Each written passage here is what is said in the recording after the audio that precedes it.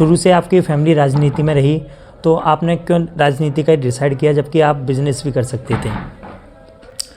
राजनीति की एक महत्वपूर्ण बात नहीं है उसमें, क्योंकि हम लोग बचपन से हम ये देखते हुए आ रहे थे माताजी पिताजी का जो संघर्ष है और जो समाज के प्रति जो उनके जो कार्य हैं वो हम बचपन से ही देख रहे थे। तो मैं तो केवल उस परपाठी को आगे बढ़ा रहा हूँ। नगर की बात करें तो ऐसी कौन सी 3 प्रमुख समस्याएं जिनको आप देख रहे हैं, कहाँ से समाधान किया जा सकता है? नगर की अनेक समस्याएं, लेकिन आपने प्रमुख 3 समस्याओं की बात करी है। अब अयोध्या में सबकी आस्था जुड़ी हुई है, श्री राम की प्राण प्रतिष्ठा का कार्यक्रम होने जा रहा है, कैसे देख रहे हैं इस चीज़ को? देखिए, बहुत गौरवशाली क्षण है। अब इसका चुनाव आने वाला है लोकसभा का, कैसे देख रहे हैं अपने फिरोजाबाद ज़िले को? क्या लगता है आपको समाज? मैंने अक्षय यादव जी को काम करते हुए देखा है, तो अक्षय यादव जी ने बहुत काम इतने बड़े बड़े इस जिले को दे दिए आदरणीय प्रोफेसर रामगोपाल जी के सानिध्य में रह के। जी, आपकी नज़रों में समाज सेवा का कार्य कौन सा समाज सेवा है? उसकी मदद करना, उसके उस कार्य को कर लेना और उसके उस कार्य को जिस पीड़ा से वो गुजर रहा है, उस पीड़ा को आप अगर समझ के उसका कार्य करते हैं और उसको सॉल्यूशन मिल जाता है, उसका कार्य पूर्ण होता है, वो मेरे हिसाब से एक समाज सेवा है। तब सिरसागंज कहाँ था और आज के टाइम में सिरसागंज कहाँ देख रहे हैं? भी एक बहुत बड़ा डेवलपमेंट इस सिरसागंज में हुआ है। आज हमारे साथ मौजूद हैं युवा नेता श्याम भारद्वाज जी, जो कि कई वर्षों से राजनीति के क्षेत्र में बढ़िया भूमिका निभा रहे हैं। हमारे साथ श्याम भारद्वाज जी, उनसे कई मुद्दों पर बातचीत करते हैं। शुरू से आपकी फैमिली राजनीति में रही, तो आपने क्यों राजनीति का डिसाइड किया जबकि आप बिजनेस भी कर सकते थे? ऐसा है कि राजनीति की एक महत्वपूर्ण बात नहीं है उसमें, क्योंकि हम लोग बचपन से हम ये देखते हुए आ रहे थे माताजी पिताजी का जो संघर्ष है और जो समाज के प्रति जो उनके जो कार्य हैं वो हम बचपन से ही देख रहे थे।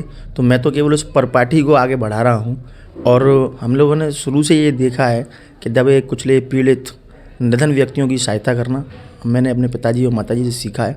तो उसी कार्य को मैं आगे बढ़ा रहा हूँ और उसी में मैं आगे कार्य कर रहा हूँ। सभी की ज़िंदगी में गुरु की एक महत्वपूर्ण भूमिका होती है। आपका गुरु कौन है और आपने उनसे क्या सीखा? आपने गुरु की बात कही है, तो मैंने जैसा आपको भी बताया, मेरे लिए मेरे गुरु मेरे पिता हैं, मेरी माता हैं। उन्होंने ही मुझको इन सब चीज़ों को प्रेरित किया है काम करने के लिए और मैं उनसे समय पे प्रेरणा लेता रहता हूँ। उसी प्रेरणा से हम लोग गरीब कुचले दलित अपने शोषित लोग जो हैं, निर्धन व्यक्ति हैं, तो उनके लिए हम लोग कार्य करते रहते हैं। उनके छोटे छोटे कार्य होते हैं और वो लोग नहीं कर पाते हैं, उन लोगों की मदद करके, उनको एडवाइस दे के या अपने सामर्थ्य से हम ये सब काम करा लेते हैं। तो ये सब चीज़ देखते हैं हम लोग और माताजी पिताजी का सपना है कि शहर के आखिरी व्यक्ति के चेहरे पर मुस्कान रहनी चाहिए। मैं उसी क्षेत्र में काम कर रहा हूँ। आप सिरसागंज के रहने वाले हैं। सब शहर में कहीं ना कहीं कोई ना कोई समस्या होती है। आप सिरसागंज नगर की बात करें तो ऐसी कौन सी 3 प्रमुख समस्याएं जिनको आप देख रहे हैं, कहाँ से समाधान किया जा सकता है? नगर की अनेक समस्याएं, लेकिन आपने प्रमुख 3 समस्याओं की बात करी है। तो जो अभी फ़िलहाल में जो हम लोग देख रहे हैं उन समस्याओं को, उनमें एक महत्वपूर्ण समस्या जो है वो जनरल हम लोग देखते रहते हैं, रात बरात में आता जाता हूँ और देखता हूँ कि अभी तक ये समस्या सॉल्व नहीं हो पाई है। जैसे कि बसों का शहर के भीतर आना, सरकारी बसों का भीतर अंदर आना, ये बहुत बड़ी समस्या है, क्योंकि अब सिरसागंज से जो बाईपास निकल गया है उसका डिस्टेंस भी है और उससे लोगों में काफ़ी तकलीफ़ होती है। वो बाईपास पे खड़े रहते हैं। दिन वगैरह में चलो ठीक है, मैनेजेबल है, लेकिन रात बरात बहुत दिक्कत है। दूसरी बड़ी समस्या क्या है, जैसा कि अभी पिछले हफ्ते मैंने देखा, लगभग 2-3 लोगों को हम लोग एमडीजन से जब अंदर आते हैं शहर की तरफ, वहाँ पर आवारा कुत्ते हैं और ऐसे और भी अनेक मोहल्लों में होंगे, लेकिन मेरे को ज्ञात जो है अभी, वो मैं आपको एमडीजन का एक उदाहरण दे रहा हूँ कि वहाँ पर अभी लास्ट हफ्ते में लगभग 3 लोगों को उन कुत्तों ने काटा। तो निश्चित तौर पे इनको पकड़ के इनके सही स्थान पे इन लोगों को पहुंचाना चाहिए। आवारा पशु हैं, इनकी बड़ी समस्या है। तीसरी एक बड़ी समस्या जो अभी हम लोग कुछ व्यापारी भाई वगैरह हम लोग बैठे थे, आए थे लोग, तो बात हो रही थी, एक शुक्र बाज़ार हमारे यहाँ लगता है। मैं शुक्र बाज़ार हटाने के उसमें नहीं हूँ, लेकिन शुक्र बाज़ार से एक तकलीफ़ जो हो रही है वो ये है कि मान लीजिए, जैसा कि आपने मान लो ये मफलर आप जो पहने हैं, ये आपने मान ली 200 रुपये का लिया और आपने एक अच्छी दुकान से, जो परमानेंट दुकान है उस पर से लिया है, और वो थोड़ा अच्छा क्वालिटी मेंटेन करने के लिए, अपनी रेपुटेशन के लिए वो चीज़ अच्छी रखेगा, नेचुरल सी बात है। तो आपने ये 200 रुपये का लिया, यही सेम डिज़ाइन का मफलर आपको अगर 150 रुपये में अगर कहीं मिल जाता है उसी बाज़ार में, तो एक तो उस दुकानदार की रेपुटेशन ख़राब हो रही है और आदमी का विश्वास भी घट रहा है उस दुकानदार के लिए। तो शहर के जो दुकानदार हैं इस पीड़ा से गुजर रहे हैं। तो मैं या व्यापारी बंधु जो चाहते थे, जो बात हो रही थी, तो वो ये चाहते थे कि वो शहर के बीचों बीच में लग रहा है, वो शहर के बीचों बीच ना लग के उसका कोई एक सही स्थान उसको दे दिया जाए, जिससे वो उधर चला जाए। जिससे दुकानदारों को जो लॉस हो रहा है, जो उनकी रेपुटेशन गिर रही है, वो नहीं होना चाहिए, विश्वास नहीं करना चाहिए। क्योंकि लेने में और आदमी इतनी समझदारी नहीं रख पा रहा है कि ये किस क्वालिटी का है, वो किस क्वालिटी का, लेकिन है तो सेम लग रहा है जी। तो उस जानकारी के लिए तो वो ठीक होना चाहिए सब चीज़ों को। ये 3 महत्वपूर्ण समस्याएं हैं जो आपने पूछी हैं। समस्याएं तो अनेक हैं शहर में। अब अयोध्या में सबकी आस्था जुड़ी हुई है, श्री राम की प्राण प्रतिष्ठा का कार्यक्रम होने जा रहा है, कैसे देख रहे हैं इस चीज़ को? देखिए, बहुत गौरवशाली क्षण है। भगवान श्री राम का प्राण प्रतिष्ठा का कार्यक्रम 22 जनवरी को होने जा रहा है। और ये लोग, आप ये भी मानिए कि हम लोग बहुत सौभाग्यशाली हैं कि हम लोग इस नज़ारे को देख पाएंगे। और ये निश्चित तौर पे हम लोग सनातन हैं, हिंदू हैं, तो हमारे लिए एक गर्व का विषय है। और मैं भी आपसे कहता हूँ कि इस गर्व के विषय को और इस गौरवपूर्ण क्षण को आप लोग मिस ना करें और इस क्षण को देखें और इसका पूरा लाभ उठाएं। घर घर दिवाली मननी चाहिए, उसमें कोई दिक्कत नहीं कहने मेरे को। अब 2024 का चुनाव आने वाला है लोकसभा का, कैसे देख रहे हैं अपने फिरोजाबाद ज़िले को? क्या लगता है आपको, समाजवादी पार्टी, कांग्रेस, भारतीय जनता पार्टी? देखिए, अगर आप लास्ट कार्यकाल की बात करेंगे, जितने भी रहे हैं, क्योंकि हम लोग जब तक मैं आया हूँ तो उसमें मैंने अक्षय यादव जी को काम करते हुए देखा है। तो अक्षय यादव जी ने बहुत काम इतने बड़े बड़े इस जिले को दे दिए आदरणीय प्रोफेसर रामगोपाल जी के सानिध्य में रह के कि मतलब लोग सोच नहीं सकते हैं। लेकिन जैसे जेड़ा झाल योजना जो थी मीठे पानी वाली, वो इतनी बड़ी योजना है, इतनी बड़ी योजना है। अगर मुझे लगता नहीं है कि बिना रामगोपाल यादव जी के, बिना अक्षय यादव जी के सहयोग से इतनी बड़ी योजना का लाभ अपने फिरोजाबाद शहर को कोई दे पाता। दूसरी आप देखते हैं कि सिरसागंज को तहसील बना दिया, ये भी उन्हीं के कार्यकाल की बात है। आप देखते हैं कि नगर पालिका फिरोजाबाद को नगर निगम बना दिया।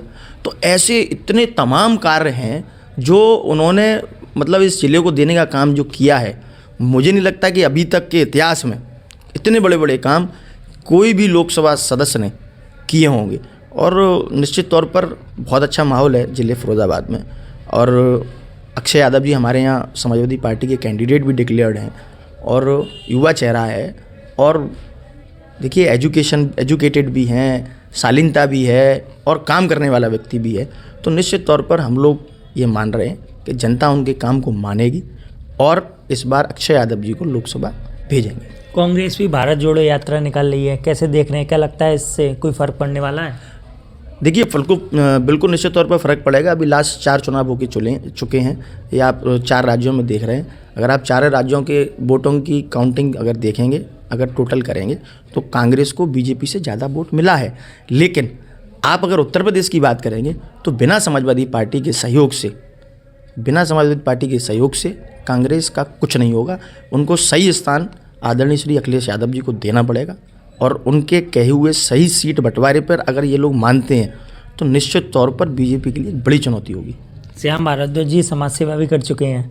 श्याम भारद्वाज जी, आपकी नज़रों में समाज सेवा का कार्य कौन सा समाज सेवा है?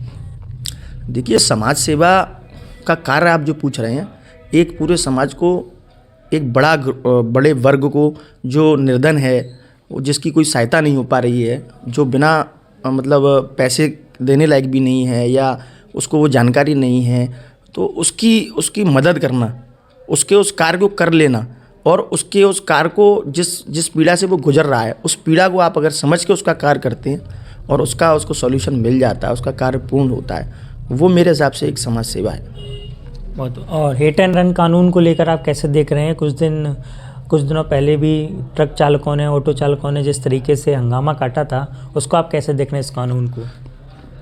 देखिए, सरकार अपने मन मुताबिक जो कानून लेके आ रही है वो सही नहीं है। मशीनरी है, ठीक है, आपने कानून सख्त बनाया है, एक्सीडेंट ज़्यादा होते हैं, ज़्यादा हो रहे हैं, ठीक है, लेकिन जिसकी वजह से हो रहे हैं आप उसके लिए कानून बनाइए, कोई दिक्कत नहीं। लेकिन आप जनरल उस कानून को आप बना दे रहे हैं। अब गाड़ी चलते में अगर मेरी गाड़ी के ब्रेक फेल हो जाएंगे तो मैं चाहता हूँ कि एक्सीडेंट हो जाए मेरी गाड़ी का, कोई नहीं चाहता, लेकिन घटना है वो जो मतलब एकदम घट रही है, कोई जानबूझ के नहीं कर रहा है, तो उसमें इतना सख्त कानून बना देने से कोई फ़ायदा नहीं होने वाला, उसका दुरुपयोग होगा। तो सरकार को ये कानून वापस लेना चाहिए। कई वर्षों से आप कार्य कर रहे हैं राजनीति में। जब आपने राजनीति की शुरुआत की थी तब सिरसागंज कहाँ था और आज के टाइम में सिरसागंज कहाँ देख रहे हैं? देखिए, जब हम लोग मतलब राजनीतिक के फील्ड में आए थे तो मेरी माताजी चेयरमैन थी और मेरी उम्र भी कम थी, लेकिन तब से ही हम लोग उनकी प्रेरणा से उनके साथ काम करते रहे हैं। तो उसको देखते हुए जो डेवलपमेंट हम लोगों के ज़माने में हुआ है, ये तो आप भी देखते होंगे, वो भी एक बहुत बड़ा डेवलपमेंट इस सिरसागंज में हुआ है और वो भी समाजवादी पार्टी के कार्यकाल में हुआ है। उस समय माननीय नेताजी मुलायम सिंह यादव जी मुख्यमंत्री थे और उस काल को देखते देखते हम लोगों को 20 साल 15 साल हो रहे हैं। तो उसके बाद मुझे नहीं लगता कोई ऐसा कोई बहुत बड़ा महत्वपूर्ण काम, कोई विकास की क्रांति इस शहर में आई हो, ऐसा मुझे नहीं लगता और शायद ये जनता भी मानती है। तो जो विकास की क्रांति उस समय आई थी, उसके बाद विकास की ऐसी कोई क्रांति मेरे को किसी भी चेहरे के द्वारा करती हुई नहीं देखी गई है। और जबकि सरकारें जब जो भी रहा है उनकी रही हैं, लेकिन ऐसा नहीं आया है, क्योंकि उस समय जब हम देखते थे तो पूरे शहर में काम चल रहा था। पूरे शहर में लोग 20-20 दिन दुकानें अपनी बंद करके रोडों पे पानी डालते थे कि रोड पक्की रहे, सीमेंटेड रोडें बनवाई थी और लोग अपनी मन से मतलब लगे हुए थे। मतलब कहीं कोई ठेकेदार गलत काम भी करता था, मसाला कहीं कम लगा रहा है या कहीं कुछ कर रहा है, कोई ईंट कोई वैसी ले आए, तो लोग स्वयं शिकायत करते थे, उस पर हम लोग कार्रवाई करवाते थे यहाँ से तुरंत। तो उसी का ये नतीजा है कि आज तक 20 साल तक सड़कें आज तक जिंदा हैं, बोल रही हैं। तो ये एक मतलब आपने जो बदलाव की बात कही है, बदलाव आएगा, विकास की क्रांति भी आएगी। बहुत बहुत धन्यवाद। यहाँ थे हमारे साथ श्याम भारद्वाज भी, जो कि कई मुद्दों पर हमारे साथ बेबाकी से जवाब दिए। और आज की खास मुलाकात में इतना ही। अब आगे मिलते हैं आपसे।